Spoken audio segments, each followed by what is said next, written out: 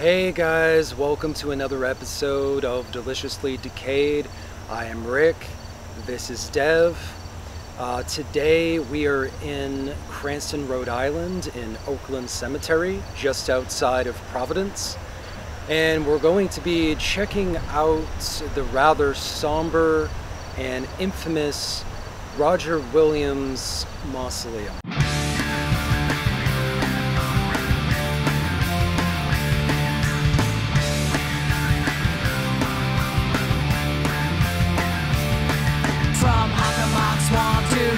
Rock and everything in between, petroglyphs and monoliths and things best left unseen. Bridgewater Triangle, dark and creepy quarters, haunted asylums, and don't forget the tunnels.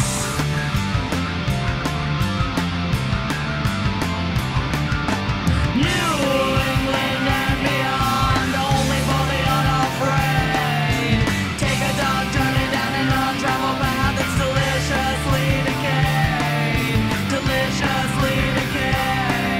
Deliciously decayed. Roger Williams Mausoleum opened in 1926 when Thomas Cullinan completed a private 3-story mausoleum intended to be able to hold caskets for the next few decades. After his death, ownership was transferred to his 2 daughters, Helene and Catherine. Unfortunately, after their deaths in the early 2000s, there was no instruction left behind for the building's care, and it just fell into ruin and decay with no one left to own or take care of the building.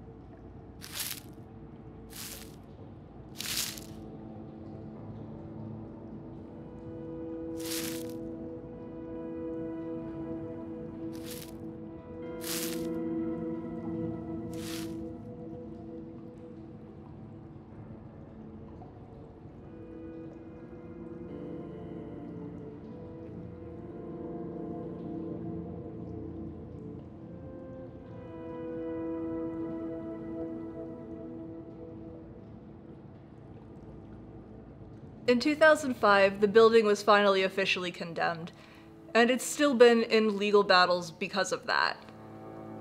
There are still about 400 bodies left that need to be moved, but that would still be extremely expensive. A local funeral director found a cemetery willing to accept the bodies, and another local company willing to provide the vaults, both at a very steep discount. But it would still cost about $500,000 to move them all, and there's no one willing to make that payment.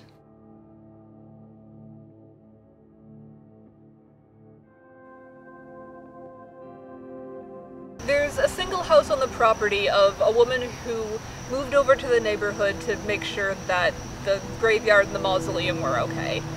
Unfortunately, it looks like she's got her work cut out for her, as you can see with this little pile of trash over here. And I saw another one as we were walking around as well. We're not going to show the house since we're not really sure if she would be comfortable with that, but we do want to say that we really appreciate everything that she's doing, and it shouldn't have to be her responsibility, but we're glad that at least someone is taking care of this place. No matter what you believe spiritually, this place had a very high degree of sadness. Upon entering the point of entry, it was absolutely covered in flies. I didn't smell death, but you can smell moss, mold. Upon entering the place, there was a very, again, high degree of sadness. It was not unwelcoming. It was, it felt like almost a call for help. Nothing dark.